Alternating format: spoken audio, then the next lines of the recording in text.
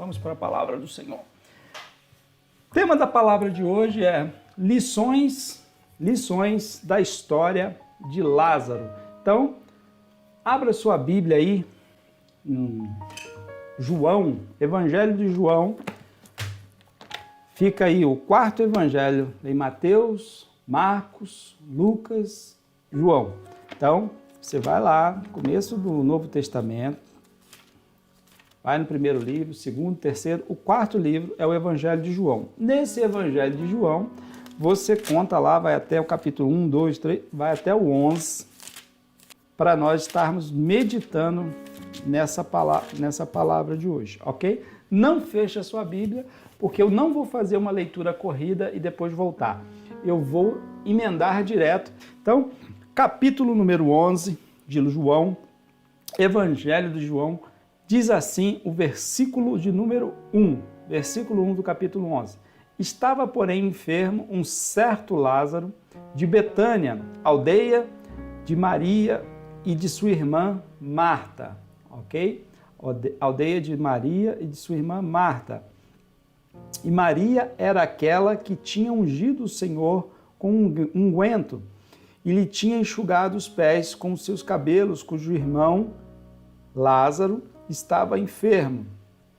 E aí, vamos ler até o 3. Mandaram-lhe, pois, suas irmãs dizer: Senhor, eis que está enfermo aquele a quem tu amas. Verso 3 aqui fala de um certo Lázaro, fala que era de Betânia, não dá muito mais detalhes, além de se dizer que era até a aldeia de Marta e Maria. E aqui nós temos a primeira lição de Jesus. A primeira lição que a gente vai aprender com essa história de Lázaro, né? Jesus amava quem? Lázaro. Jesus amava Lázaro. Aqui, ó, porque elas estão afirmando, no versículo 3, não feche a sua Bíblia, porque a gente vai ficar lendo e acompanhando aí a leitura versículo por versículo que eu for expondo. Eu não vou expor todos os versículos, mas os versículos que eu for fazendo, os comentários, fazendo a mensagem, aí você vai estar aí acompanhando. Então não fecha a sua Bíblia, tá bom? Deixa ela aberta aí. Versículo 3, então, mandaram, pois, suas irmãs dizer ao Senhor, né? Eis que está enfermo aquele a quem tu amas. Então elas estão afirmando, tu amas o meu irmão, que é o Lázaro. E aí nós temos aqui a primeira lição, que é o quê? O fato de Jesus amar a Lázaro não impediu que Lázaro, o quê? Adoecesse.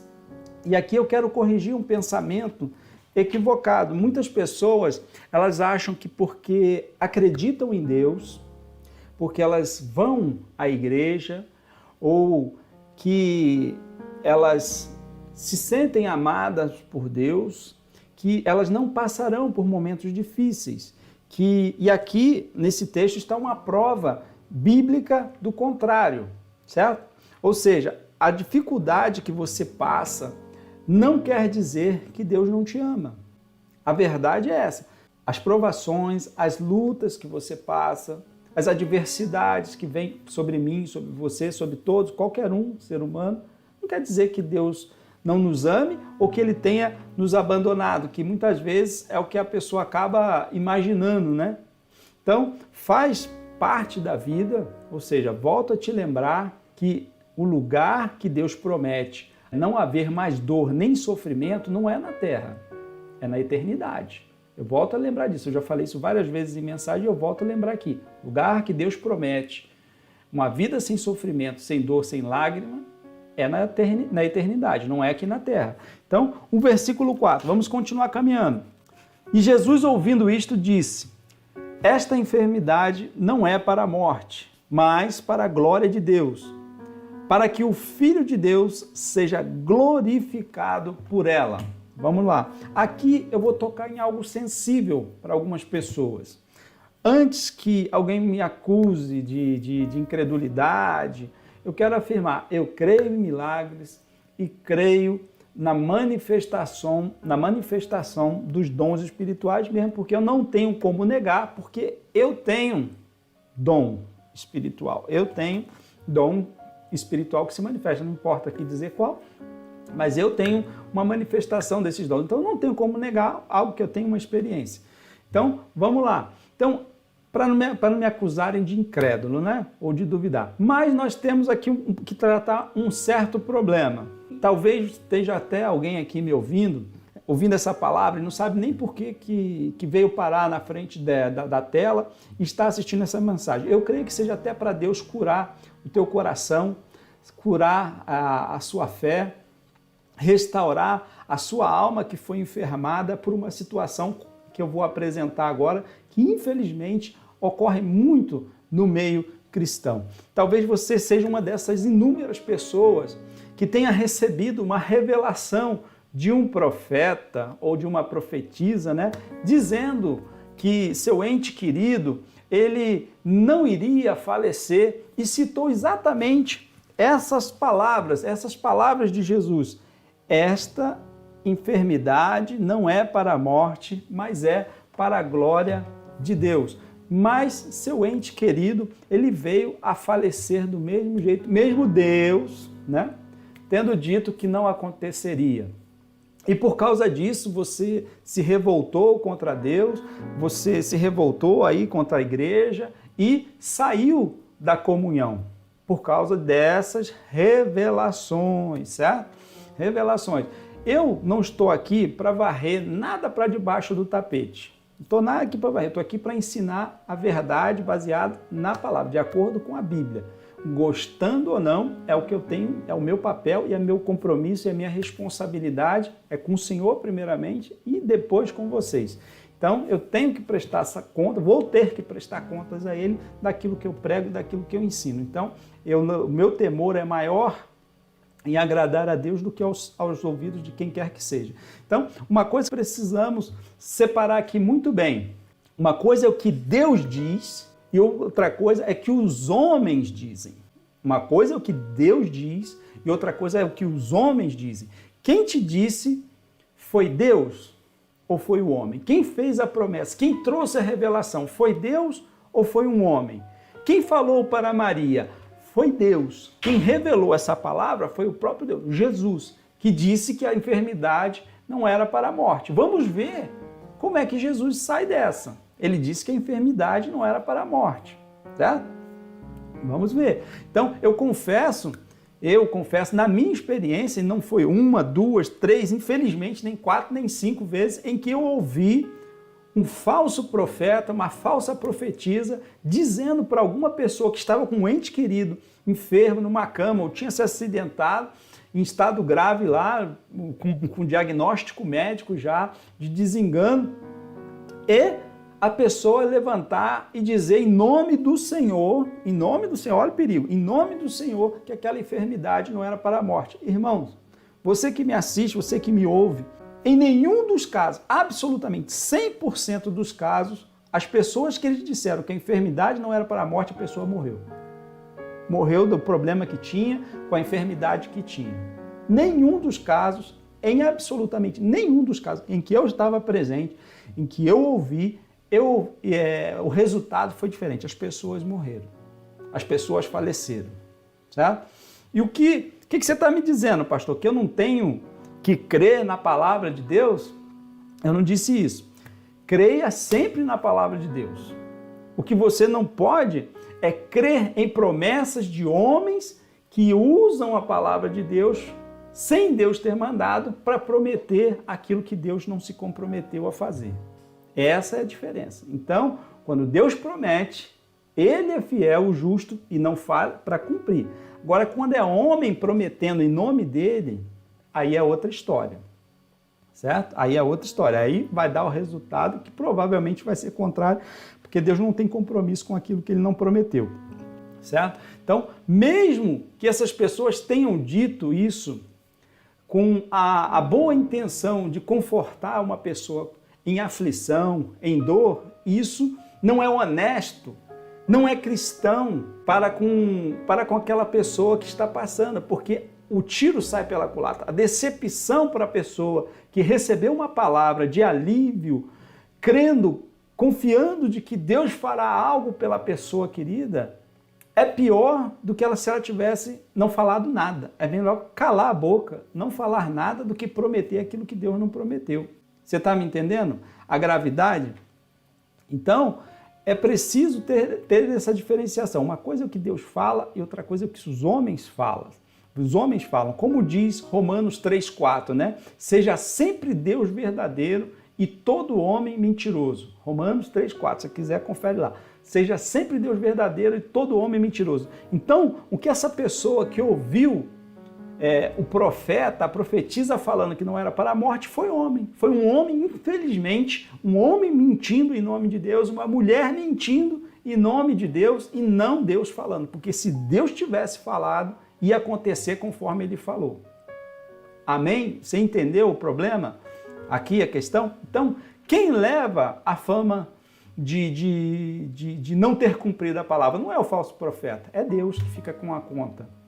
Quem leva a fama, quem sai no prejuízo, quem fica mal falado, maldito, ou fica queimado diante da pessoa, quem é que detona a fé quem fica detonado na fé da pessoa? É a igreja. É a igreja, é Deus, que não tem nada a ver com a falsidade da pessoa que falou em nome de Deus, que às vezes falou representando, entre aspas, porque ninguém representa a igreja a não ser Cristo, entendeu? Falando em nome dele, sem que ele tenha autorizado. Então, se alguém te fez isso, eu não sou essa pessoa, não fui eu tenho muito temor a Deus para falar em nome dele, então, mas eu posso falar em nome de Deus e com certeza Deus não me punirá por isso. Eu te peço perdão em nome desses falsos profetas. Eu te peço perdão se a sua fé foi agredida. Eu te peço perdão em nome dessas pessoas que na sua ignorância ou na sua falta de temor falaram a você, prometeram a você coisas que Deus não prometeu e que não se cumpriram porque Deus não tinha compromisso com elas e nem com as palavras que foram proferidas pela boca delas. Então, se eu puder confortar o seu coração de alguma maneira, de alguma forma, eu faço isso em nome do Evangelho e isso eu tenho certeza que o Senhor me respalda, porque com certeza não foi Ele que fez esse estrago na sua fé. Então, não se permita estar de mal com Deus, estar mal com Deus, estar mal com a igreja, estar mal na sua comunhão por causa de falsos profetas, por causa de pessoas mentirosas que mentem usando o nome de Deus para fazer com que suas palavras tenham credibilidade e sejam aceitas pelos outros. Então, vamos continuar aqui. Versículo 5. Ora, Jesus amava Marta e Maria, sua irmã e Lázaro. Aqui o texto repete, ele faz uma repetição, é uma ênfase, ele já tinha falado lá que amava Lázaro, certo? O texto que a gente leu antes. E agora, nos versículos anteriores, agora ele está falando, está havendo uma nova afirmação, dizendo que agora incluindo Marta, Maria e o Lázaro novamente. Era sua irmã falando que Jesus amava. Agora, João, o escritor que está afirmando que Jesus amava Marta, Maria e o Lázaro. Então, agora o autor do evangelho, né, João, ele está dizendo, fazendo essa afirmação, enfatizando que eles eram amadas por Jesus, certo? Não esqueça disso, não esqueça desse detalhe. Então, versículo 6, vamos para o versículo 6. Quando ouviu, pois que estava enfermo, ficou ainda 2 dias no lugar em que estava. Bom, aqui nós temos uma outra lição. Mas mesmo após Jesus saber da notícia, mesmo depois de Jesus estar informado da situação de Lázaro, a quem ele amava, o texto pela segunda vez está afirmando que Jesus os amava, que Jesus amava Lázaro, ele se deteve ainda mais 2 dias. Ele já tinha a informação, ele já tinha o conhecimento do estado de saúde de Lázaro, mas ainda assim ele demora mais 2 dias. Na nossa mente, quando estamos no trabalho ou morando longe e a gente recebe a notícia, poxa, sua mãe está doente. Ninguém liga para informar que a sua mãe está com um resfriadinho, né? Ninguém liga para informar que a sua mãe o seu pai está resfriado. Normalmente só ligam assim, só fazem uma ligação quando se trata de algo grave. Então, a gente que recebe essa ligação, esse comunicado, o que a gente faz? A gente toma logo uma atitude, a gente pede uma licença do trabalho, vai lá, vai para o hospital, vai lá ver qual é a situação em que se encontra o nosso pai, a nossa mãe, o filho, e a gente, porque a gente liga logo o senso de urgência de ver, tentar saber se está grave, em que nível de gravidade está, e a gente vai o mais rápido possível para o local para visitar, para acompanhar a situação com aquela pessoa, certo? Esse é o nosso comportamento padrão. E era o que se esperava de Jesus, o quê? Algo mais ou menos parecido, já que ele amava este amigo, né? Mas não é isso que está relatado, não é isso que a gente acabou de ler. Ele demorou, Jesus se demora lá mais 2 dias no local. Então, nós já começamos a questionar, será que Jesus amava mesmo? Seu amigo lá sofrendo, olha a situação, olha o contexto, seu amigo lá sofrendo e ele ainda faz hora. Se amasse mesmo, ele sairia correndo, né, para ir lá ajudá-lo. É assim que muitas vezes nos sentimos em relação a Deus. Por que Deus não vem me socorrer depressa na minha dor, na minha dificuldade, na minha luta? Porque parece que Deus não entende a urgência do socorro que eu estou precisando, que a gente está precisando. Por que será que Ele está demorando tanto aos nossos olhos para responder, para nos atender? E a gente começa a desconfiar se a gente é realmente amado por Ele, ou será que Deus não está ignorando a gente, né? Porque a Marta mandou avisar, já tem 2 dias. Betânia não estava tão distante. Betânia estava 3 quilômetros. Então, se você calcular aí a pessoa andando 3 quilômetros, vai dar umas questões de horas. Poucas horas a pessoa estaria lá, Jesus estaria lá, em poucas horas Jesus estaria lá e pegaria o Lázaro, mas ele demora 2 dias para atender. E aí a gente já começa a achar que Deus está nos ignorando. Não é verdade? Não é assim? Então, mas será que é isso mesmo? Mas será que Jesus está ignorando o seu amigo? Será que Jesus está fazendo pouco caso?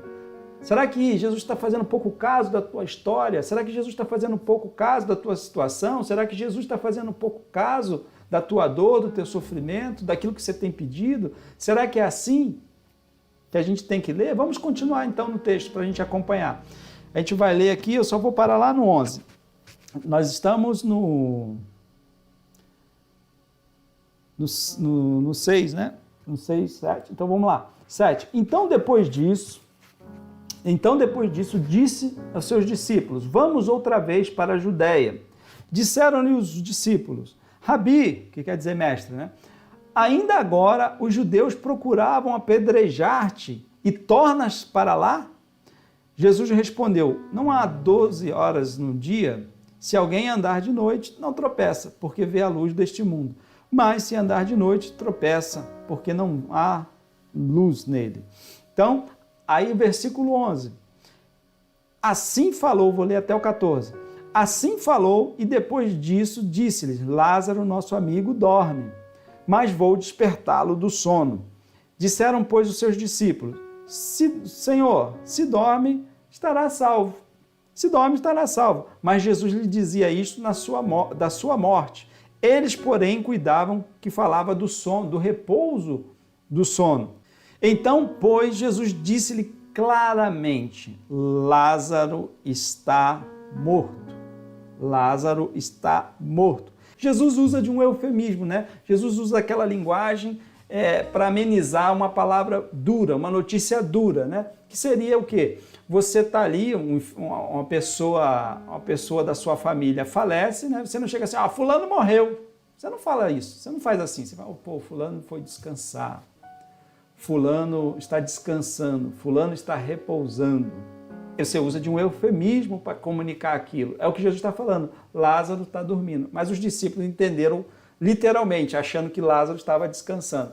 Então Jesus tem que usar as palavras da maior clareza possível e diz, Lázaro está morto.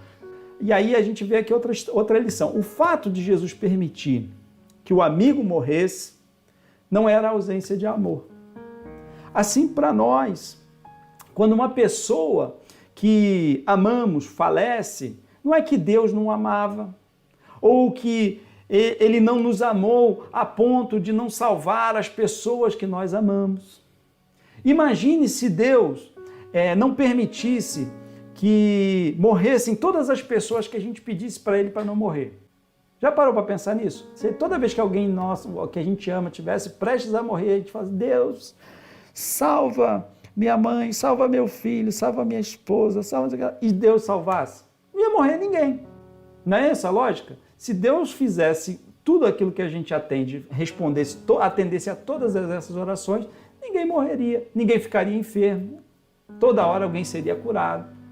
Então, não faz sentido, porque a vida tem o seu curso natural, seja para nós humanos, seja para as plantas, seja para os animais, a vida tem o seu curso. Foi Deus que planejou assim. Então nós nascemos, crescemos, envelhecemos e morremos. Esse é o curso natural. Às vezes morremos de causas naturais, às vezes de causas não naturais, às vezes de enfermidades, às vezes com muitos anos de vida, às vezes com poucos anos de vida, às vezes com nenhum ano de vida. Essa é a natureza. Por causa de quê? Porque Deus é mau? Não, porque nós pecamos. Porque nós falhamos, nós caímos da graça de Deus. Por isso que estamos nessa situação. Deus não planejou isso para nós, mas nós escolhemos isso, infelizmente, através do nosso pai Adão. Então, vamos lá, continuando. Há coisas que mesmo a gente não gostando, sabendo que vai dar tristeza, causar sofrimento, por exemplo, aqui aos nossos filhos, porque eles não entendem por que a gente está dizendo não, ou por que a gente não vai responder, ou não vai dar, ou não vai fazer aquilo que eles estão pedindo, a gente diz não. Assim é Deus com a gente. Nem tudo Deus pode dizer sim. Nem tudo Deus pode falar, pá, tá bom, vai ser assim. Então, por amor de nós, assim como nós amamos, assim como nossos pais fizeram conosco, nos dizendo não para coisas que para nós eram terríveis, como meu pai, minha mãe pode dizer não para mim. Sim, por amor eles dizem não. Por amor, por saber aquilo que está lá na frente, por serem mais experientes, por serem mais maduros, eles falam não. Assim Deus também diz não, muitas vezes para nós. Vamos lá, versículo de número 15. E folgo por amor de vós de que eu lá não estivesse, para que acrediteis, mas vamos ter com ele. Jesus diz, que bom que eu não estava lá, que bom que eu não fui. Porque eles poderiam pensar, sabe lá o Deus o que eles poderiam pensar, mas o fato deles não estarem lá, de alguma forma, isso traria um acréscimo, um aperfeiçoamento da fé deles por causa daquilo que eles veriam ele fazer. Versículo 16. Disse, pois, Tomé, chamado Dídimo, aos discípulos, aos condiscípulos, né? Vamos nós também para morrermos com ele, né? Aqui, esse é um figura, né? Esse Tomé é um figura. Ele é um daqueles versículos, né, que se alguém estivesse inventando uma história, ninguém escreveria. Tomé, ainda que pessimista, se você olhar pelo lado positivo, ele é leal. Jesus vai morrer, mas ele não vai morrer sozinho, eu vou morrer com ele. E ele chama, vamos lá, morrer com ele. Vocês lembram do contexto dos versículos anteriores, em que eles estavam falando, ó, o pessoal estava aí, estava querendo te apedrejar ainda agora, você está querendo voltar para lá? E o Tomé, consciente disso, né, dessa história, que eles há pouco tinham sido quase apedrejados por lá, então você vai voltar para lá? Então a gente não vai voltar de lá. Certo? A gente vai morrer lá. Então, já que é para morrer, a gente já está todo mundo junto, nós somos um grupo unido, né? Estamos aqui fazendo a vontade. Então, vamos lá para morrer com ele, vamos fazer companhia para ele na morte, né? Olha o ânimo, a fidelidade, né? A lealdade de Tomé nesse sentido, né? Ele vai, mesmo que fosse só para morrer. Então, versículo 20, eu vou andar aqui até o versículo 21. Chegando lá, Jesus, Lázaro já havia 4 dias na sepultura, que já estava morto, né? Então, ora, Betânia distava de Jerusalém quase 15 estádios, que dá aí 3 quilômetros, mais ou menos. E muitos dos judeus tinham ido consolar Marta e Maria acerca de seu irmão. Ouvindo, pois, Marta que Jesus vinha, saiu-lhe ao encontro. Maria, porém, ficou assentada em casa. Aqui é um detalhe só, que o assentado aqui era a maneira da pessoa demonstrar o seu luto. Ela ficava em casa, ela se poupava de fazer as tarefas corriqueiras do dia a dia, de ir ao templo, de fazer qualquer outra coisa para vivenciar o seu luto. Então, aqui ela não está sentada só porque está descansando, não, ela está vivenciando o seu luto, ela está chorando, ela está pranteando, ela está lamentando a morte do seu irmão. Então, não é por isso que está relatado o fato dela estar sentada. E era a maneira como a pessoa normalmente se posicionava. Ela se sentava e ficava refletindo, lembrando e estando ali, lamentando a morte da pessoa. Então, aí versículo 21. Disse, pois, Marta a Jesus, Senhor, se tu estivesses aqui, meu irmão não teria morrido. Marta diz, se o Senhor tivesse chegado na hora, se estivesse aqui, essa perda poderia ter sido evitada. Aqui nós temos outras lições para a gente aprender. Apesar de Jesus não ter chegado a tempo, Marta não diz que a culpa é de Jesus. Muita gente, a culpa é de Deus, foi Deus que fez, Deus que permitiu, Deus que isso, Deus que aquilo, né? Ela não culpa a Deus. Marta não pragueja Jesus, nem a Deus. Marta não diz que vai abandonar a sua fé porque seu irmão faleceu, porque Jesus não chegou a tempo, porque Jesus não quis ir, ou porque Jesus se demorou. Ela não pragueja, ela não abandona a fé, ela não abandona a comunhão. E isto nós vemos nos versos seguintes, que ela fez isso. Versículo 22, olha só. Mas também agora sei que tudo quanto pedires a Deus, Deus te concederá, Deus irá fazer. Ou seja, Marta sabe que Deus ouve a Jesus, ouve o que o filho fala, ouve o que o filho pede. Ela não faz a menor ideia do que ele poderia pedir, mas ela mantém a sua fé. Ela continua crendo que Jesus é o Filho de Deus. Ela continua crendo que ele tem um relacionamento com Deus, que Deus está no controle das situações, apesar da situação parecer não ter controle algum. É isso que nós estamos vendo. A Marta com uma fé sólida, uma fé inabalável aqui mesmo diante de uma tragédia para sua família. Versículo 23.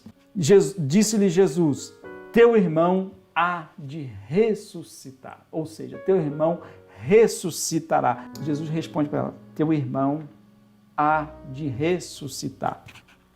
E aí a Marta responde, ela responde, eu sei que há de ressuscitar na ressurreição do último dia. Aqui Marta prova que continua acreditando nas promessas de Deus e cita a ressurreição do último dia, ou seja, ela sabe que a morte faz parte da vida. Ela sabe que a morte não é o fim. Ela sabe que a morte não significa deixar de existir. Ela sabe que verá o seu irmão novamente na ressurreição do último dia. Por isso, a morte do seu amado irmão, seu precioso irmão, não seria motivo para fazê-la desistir de seguir a Deus, de obedecer a Deus, de acreditar em Deus. Se ela amasse mesmo seu irmão, e se ela realmente quisesse revê-lo em vida, ela teria que fazer o quê? Seguir o mesmo Deus que o seu irmão. Porque o Deus que ressuscitaria o seu irmão, também ressuscitaria ela, e assim eles poderiam se reencontrar. Então seria uma insanidade eu abandonar o Deus que vai me permitir ver meu irmão amado novamente. Você está entendendo? Não faz sentido. Então Marta é inteligente o suficiente para não abandonar o único que tem a possibilidade de fazer com que ela se reencontre com seu irmão na ressurreição do último dia, que é Deus. Você está entendendo? Então, eu acredito que para elas, Lázaro ainda seja mais que um irmão, era mais que um irmão, porque o texto em momento algum citam os pais de Lázaro, os pais de Maria, os pais de Marta. Então, provavelmente o quê? Eles já eram falecidos. E como naquela cultura você precisava de um homem para te representar, o seu irmão fazia esse papel de pai, representando ela socialmente diante da comunidade, como homem.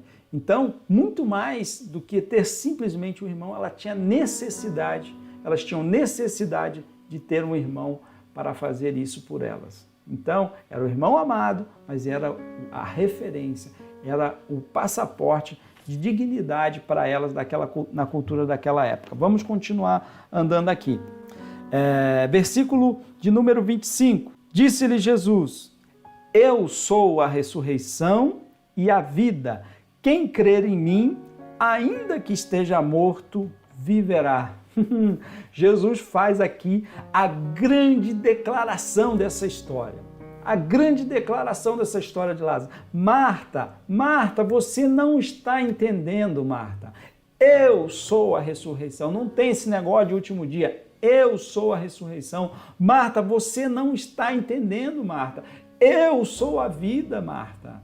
Eu sou a vida. Marta, eu tenho poder sobre a vida e a morte. Quem crer em mim, ainda que esteja morto, viverá. Por quê? Porque eu sou a vida, Marta. Porque quem acreditar em Jesus acredita na vida, está na vida. Porque tinha aceitado a vida nesta carne, ele terá a vida. Ele terá a vida em si mesmo, porque Jesus veio habitar. Por isso que quando você aceita Jesus, Jesus vem habitar em você e aí você passa a ter não a sua vida, mas a vida de Jesus em você. E como Jesus é eterno, o que você recebe dele? A eternidade de herança. Não da sua eternidade, mas a eternidade dele. Passa para você e você passa a ter comunhão com ele eternamente. Ele passa a habitar em você, você passa a ter comunhão com a vida. A vida dele é transferida para você. Você recebe a eternidade presente, que é o que nós chamamos de quê? A salvação. Vamos lá. Crê em mim, quem crê nele, ainda que esteja morto, viverá. Versículo 26. E todo aquele que vive e crê em mim, nunca irá morrer. Crês tu isto? Ele pergunta para Marta. Quem vive e crê em Jesus nunca morrerá, por causa de algumas coisas que eu já até disse. Porque ele é a vida. Se você crer na vida e tem a vida, a morte não pode te tocar. A morte física? Não. A morte eterna. A morte espiritual. Essa não pode te tocar mais. Certo? Então, Jesus perguntou para Marta se ela cria. E eu também te pergunto nisso. Você crê? Você crê que Jesus pode te ressuscitar no último dia? Você crê que ele é a ressurreição e a vida? Você crê em Jesus como seu Senhor e Salvador? Crê que ele te ressuscitará no último dia? Você crê nisso? Você crê que por causa dele, por causa de Jesus, por causa do sacrifício dele na cruz do Calvário, a morte não pode te tocar? Você crê nisso? Crê? Então, vamos continuar. Versículo 27. Disse-lhe ela, sim, Senhor, creio que tu és o Cristo, o Filho de Deus que havia de vir ao mundo. Marta responde falando, eu falei que ela não tinha abandonado a fé, eu falei que ela não tinha esmorecido na fé. Olha aqui, ela confessando Jesus, confessando que ele é quem? O Cristo, confessando que ele é quem? O Filho de Deus. Isso que todo ser humano precisa fazer se quiser ser ressuscitado no último dia, confessar Jesus. E ela confessa, eu creio que tu és o Cristo. Ela responde, ela não deixa Jesus sem resposta. Jesus pergunta, tu crê? E ela diz, sim, eu creio que tu és o Cristo, o Filho de Deus que haveria de vir ao mundo. Ela responde com todas as palavras a Jesus, confessando a sua fé nele, confessando a sua crença nele, confessando o seu poder, confessando o envio de Deus através da sua vida, no nome de Jesus, que você também possa crer. Vamos lá, vamos ler o versículo de número 33. Vamos avançar, eu vou parar lá no 33 agora. Lendo 28. E dito isto, partiu e chamou em segredo a Maria, sua irmã, dizendo, o mestre está aqui e chama-te. Ela, ouvindo isto, levantou-se logo e foi ter com ele, pois Jesus ainda não tinha chegado à aldeia, mas estava no lugar onde Marta o encontrara. Vendo, pois, os judeus que estavam com ela em casa e a consolavam, que Maria apressadamente se levantara e saíra, seguiram-na, dizendo, vai ao sepulcro para chorar ali. Ou seja, elas estavam acreditando que ela estava indo lá para o sepulcro para chorar o seu irmão Lázaro. Tendo, pois, Maria chegado onde Jesus estava e vendo-o, lançou-se aos seus pés, dizendo-lhe, Senhor, se tu estivesses aqui, meu irmão não teria morrido. Ela repete exatamente as mesmas palavras da sua irmã Marta. Senhor, se tu estivesses aqui, meu irmão não teria morrido. Ou seja, ambas criam que Jesus tinha o poder para curar, ambas tinham fé em Jesus. Igualmente, mesmo sem Maria responder as mesmas palavras, as mesmas coisas que Marta respondeu para Jesus anteriormente, nós podemos afirmar que Maria também manteve a sua fé em Jesus, apesar da morte do seu precioso e querido irmão. Vamos para o versículo 33, eu vou ler do 33 ao 36 agora.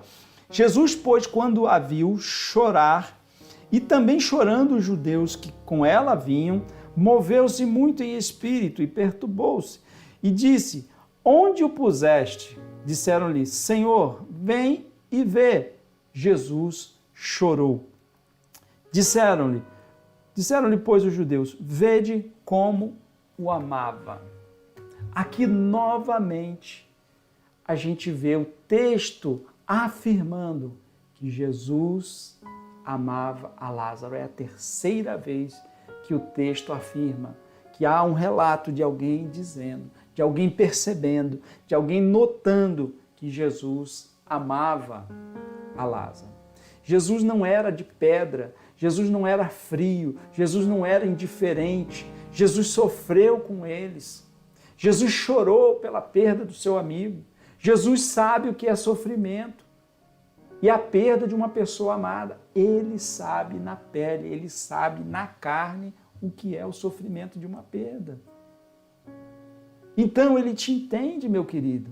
Então ele te entende, minha querida. Ele sabe o que é dor, ele sabe o que é sofrimento. Ele é experimentado nisso. Ele é experiente. Não é alguém que não sabe, não é alguém que ficou lá no trono da glória, que nunca desceu, que nunca encarnou, que nunca teve sangue correndo nas veias, que nunca sentiu fome, que nunca sentiu frio, que nunca sentiu dor. Não, ele sabe exatamente o que você está sentindo. Ele sabe exatamente o que você está passando. Você tem um Deus que compreende as tuas dores mais íntimas. Não só porque te fez, mas porque ele também passou, e a gente está vendo isso escrito aqui na Bíblia. Jesus chorando, Jesus se perturbando, que é aquela coisa louca. Sabe aquela falta de palavra para expressar a dor que você está sentindo? É isso aqui, ó, perturbou-se. Não tem uma palavra para definir a dor que a gente está sentindo, a angústia que a gente sente, aquele negócio embolado no meio do peito que a gente não sabe descrever. É o que Jesus está sentindo aqui. É o que a gente está vendo a Bíblia relatar. Você está entendendo? Então, a gente não tem um Deus de gesso, a gente não tem um Deus de ferro, a gente não tem um Deus de barro, nós temos um Deus que compreende profundamente a nossa dor e a nossa natureza. Vamos continuar lendo. Versículo 37. E alguns deles disseram: não podia ele que abriu os olhos ao cego fazer com que este também não morresse?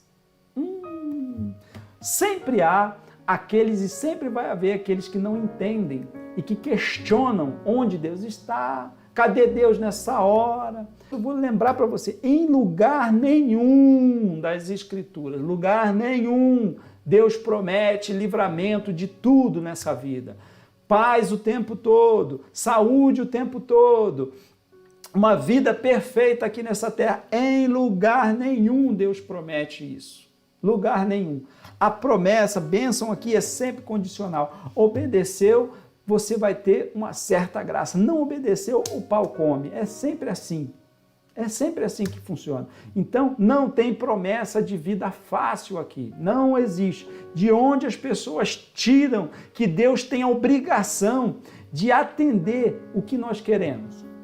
Na hora que a gente quer. De onde as pessoas tiram isso? Por amor de nós, por amor a mim, por amor a você, Deus não poupou nem o filho dele.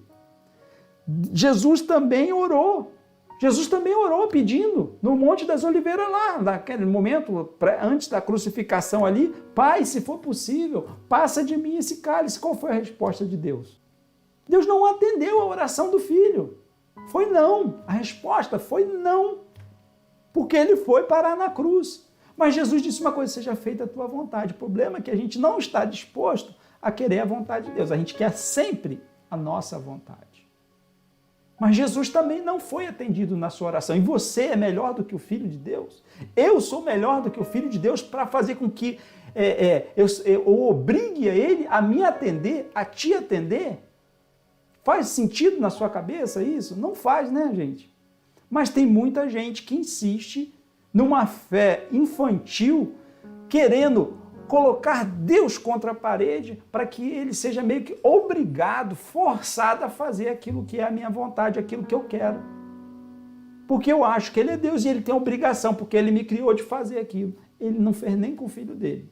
E eu não me considero, de maneira alguma, melhor que Jesus, nem parecido. Mas tem muita gente que se coloca acima de Jesus, que não teve a sua oração atendida, mas que quer que todas as suas orações sejam atendidas. Se ele não atender, então eu vou largar o Senhor. Se o Senhor não me atender, então eu vou abandonar a fé. Se o Senhor não curar, se o Senhor não salvar, se o Senhor não livrar, eu vou embora. Eu vou abandonar, não vou orar mais, não vou mais na igreja, não vou mais ao culto. É assim que muita gente, infelizmente, faz. É assim. Mas a gente vê que, por amor a nós, Jesus também orou. Mas Deus não atendeu o próprio Filho. Deus não o livrou da cruz. Deus não o livrou da humilhação. Deus não o livrou das chicotadas que ele levou. Você lembra? O filme do Mel Gibson? Quanto foi relatado ali de dor? Então, você viu ali, Deus permitiu que ele passasse por tudo aquilo, por toda aquela humilhação. Não livrou ele de nada, absolutamente nada. Deus não livrou. Deus não o poupou. Por amor, quem? A mim e a você. Porque ele teria obrigação de atender tudo que nós pedimos. Será que, por acaso, a gente acredita que foi fácil para Deus ver seu filho naquele estado deplorável ali na cruz do Calvário? Vendo o sangue do seu filho se esvaindo, vendo seu filho sendo coroado com uma coroa de espinho, vendo ele sendo colocado junto com ladrões, comparado a ladrões, a pessoas da pior espécie da sociedade naquela época. Você acha que foi fácil? Você acha que Deus, por acaso, é um sádico que se divertiu vendo o filho? Parece que Deus ficou alegre em ver seu filho ali, padecendo todas aquelas coisas. Eu creio que Deus teve o seu momento de dor ali naquela cruz, mas não só lá.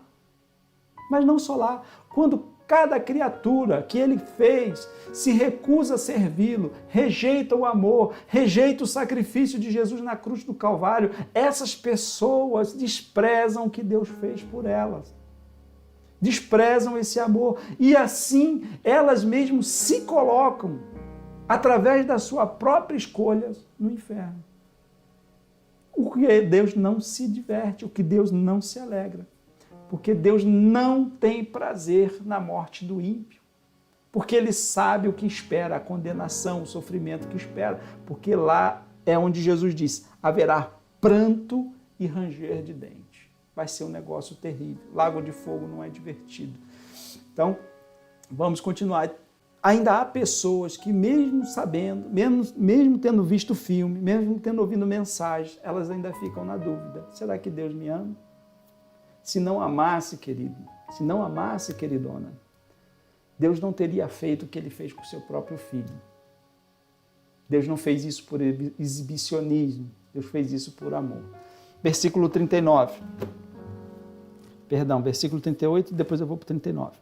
Jesus, pois, movendo-se outra vez em si mesmo, aquela angústia, aquela dor que a gente falou, veio ao sepulcro e era uma caverna e tinha uma pedra posta sobre ela. Versículo 39. Disse Jesus, tirai a pedra. Marta, irmã do defunto, disse-lhe, Senhor, já cheira mal, porque é já o 4º dia. Ou seja, o que a gente está vendo aqui não é um teatro de ressurreição. A ciência já viu pessoas ressuscitarem após muitas horas de clinicamente estarem mortas. Mas não há relato na história alguma de alguém que tenha ressuscitado após 4 dias de ter sido considerado morto. E o relato é detalhista, porque ele dá um ar de naturalidade, porque o defunto, o Lázaro, já estava em decomposição. O relato diz que ele já cheirava mal, já estava fedendo. Essa é a palavra. Ou seja, havia 4 dias que ele havia sido enterrado. Ou seja, não foi ele desmaiou e depois voltou. Não, ele já estava fedendo. Ele já estava apodrecendo. Essa é a realidade. Então, nós vemos aqui, versículo 43 e 44. Eu vou ler vou parar lá no 43. Continuando. Eu estava no 39. Disse-lhe Jesus: não tenho dito que se creres verás a glória de Deus? Tiraram, pois, a pedra de onde o defunto jazia. E Jesus, levantando os olhos para cima, disse: Pai, graças te dou por me haveres ouvido.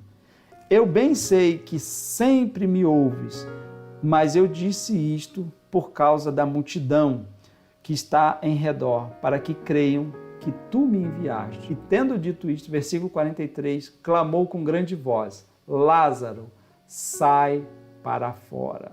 Versículo 44, e o que fora defunto saiu, tendo as mãos e os pés ligados com faixas e o seu rosto envolto num lenço. Disse-lhe Jesus: desligai-o e deixai-o ir. Muitos, pois, dentre os judeus que tinham vindo a Maria e que tinham visto o que Jesus fizera, creram nele. E aí, eu dizer que eu sou Deus é fácil. Você dizer que é Deus é fácil. O difícil é provar que a gente é Deus. Jesus disse para Marta que ele era a ressurreição e que ele era a vida. Ok, falar como diz o ditado para a gente aqui, né? Até papagaio fala. E aqui ele prova verdadeiramente que é a ressurreição e a vida, trazendo aquele que já estava em decomposição novamente à vida. Esse milagre nos conforta, ele traz um conforto, ele nos traz uma segurança para a nossa fé. Jesus ressuscita um morto. Ele reforçou a fé da Marta, que cria na ressurreição do último dia, sem nunca ter visto ninguém ressuscitar. E se Jesus provou em vida que ele pode ressuscitar mortos, que ele é Senhor sobre a vida e sobre a morte, se ele tem poder sobre a morte para tirar alguém das garras da morte, por que não crer em tudo mais que ele disse e prometeu? Se tudo que ele disse que fazia, ele ia lá e provava. Ele disse que ia ressuscitar, ressuscitou. Ele disse que era vida e ele deu vida ao Lázaro. Por que eu tenho que duvidar das outras coisas? Vamos ver outros textos que respaldam essa fé. João, no capítulo 10, o mesmo Evangelho de João, no capítulo 10, o verso 17 e 18, diz assim: por isso é que meu Pai me ama, porque eu dou a minha vida para retomá-la. Ninguém a tira de mim, mas eu a dou por minha espontânea vontade.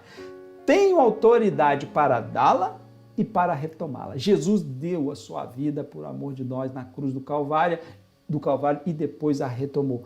Vamos lá, 1 Coríntios 6, versículo 14, olha o que diz: por seu poder, Deus ressuscitou o Senhor e também nos ressuscitará.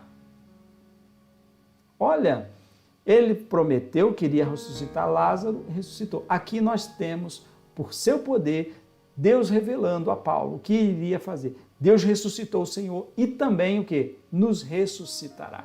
Vamos ver mais um texto. 2 Coríntios capítulo 4, versículo 14. Porque sabemos que aquele que ressuscitou ao Senhor, Jesus dentre os mortos, também nos ressuscitará com Jesus e nos apresentará com vocês. Romanos capítulo 8, verso 11. E o Espírito daquele que ressuscitou Jesus dentre os mortos habita em vocês. Deixa eu ler novamente. E se o Espírito daquele que ressuscitou Jesus dentre os mortos habita em vocês, aquele que ressuscitou a Cristo dentre os mortos também dará vida aos seus corpos mortais, por meio do seu Espírito que habita em vocês. Vamos lá. O último versículo. Todo o que come a minha carne e bebe o meu sangue tem a vida eterna e eu o ressuscitarei no último dia. Ou seja, nós temos aqui, se comer a minha carne e beber o meu sangue, para você que não sabe, é o quê?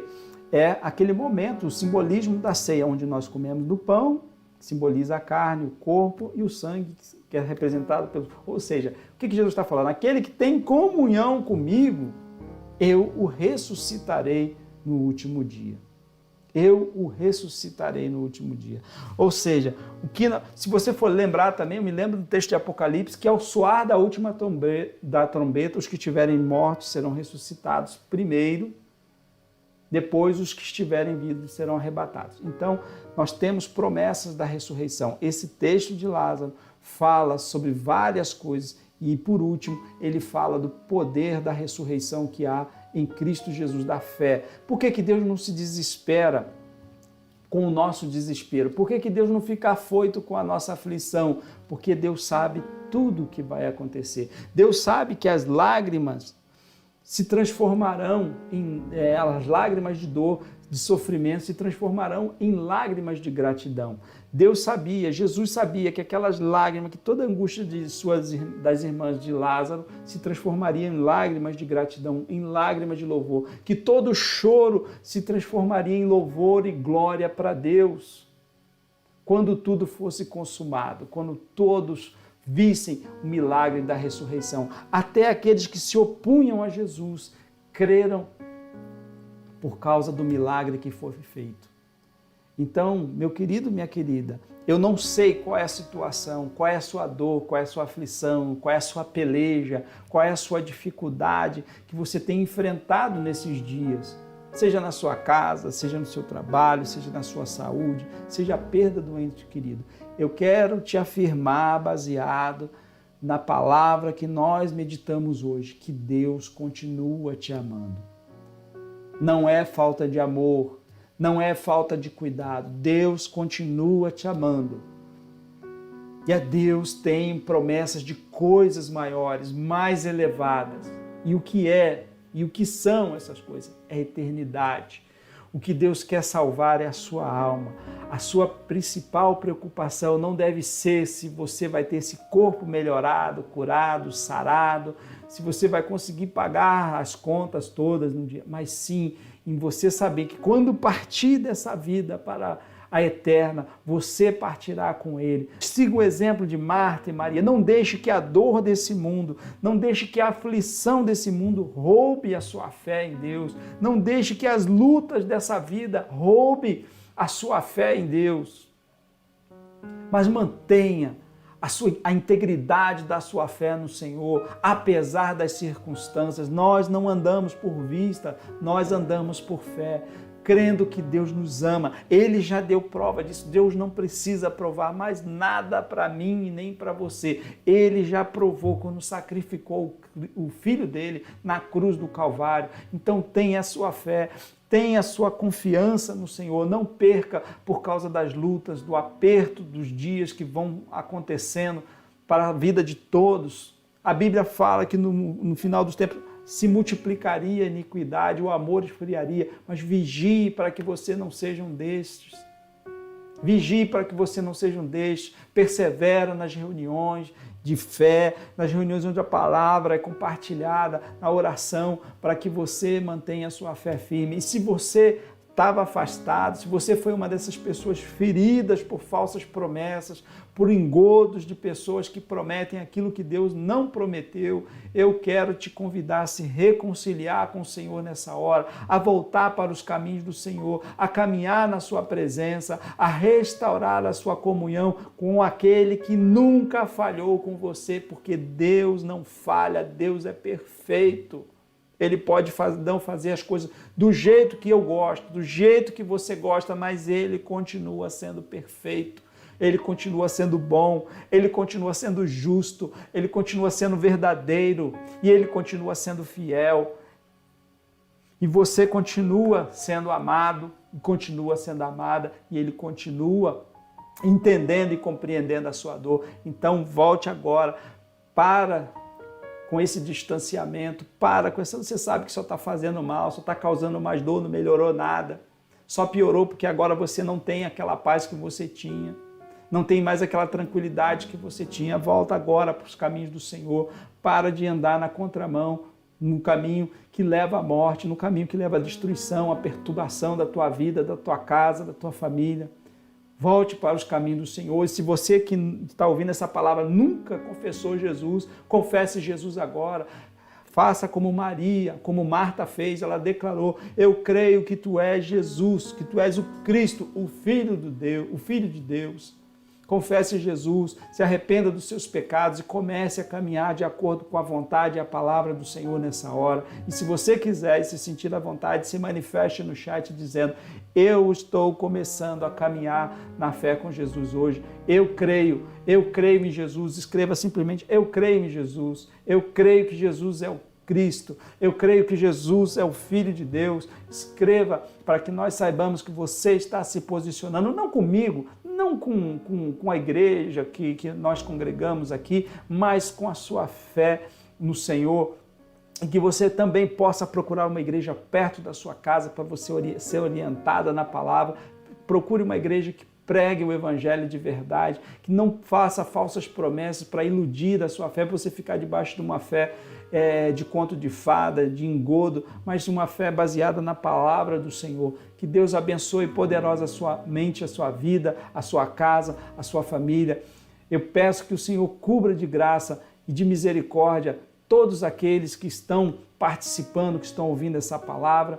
Deus tem mudança de vida, Deus tem transformação para a sua vida, mas não é esse mundo de facilidade, não é esse mar de rosas que muita gente prega por aí. O evangelho é difícil, é luta, nós temos que renunciar a nós mesmos e isso não é fácil, mas eu te digo, vale a pena por causa desta ressurreição maravilhosa do último dia.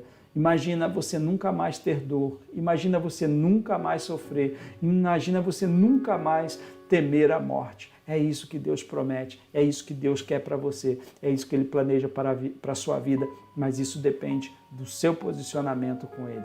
Amém? Deus abençoe poderosamente a sua vida. Eu vou orar para nós encerrarmos. Pai querido, eu coloco todas essas vidas preciosas nas Tuas mãos. Que o Teu Espírito Santo faça aquilo que eu não tenho competência, capacidade ou argumentos para fazer. Senhor, quer convencê-los de que o pecado os afasta do Senhor, mas que ao confessá-los, ao se arrependerem, o Senhor os recebe como filhos e filhas do Senhor. Que eles sejam convencidos pelo Teu Espírito Santo da justiça, do pecado, do juízo.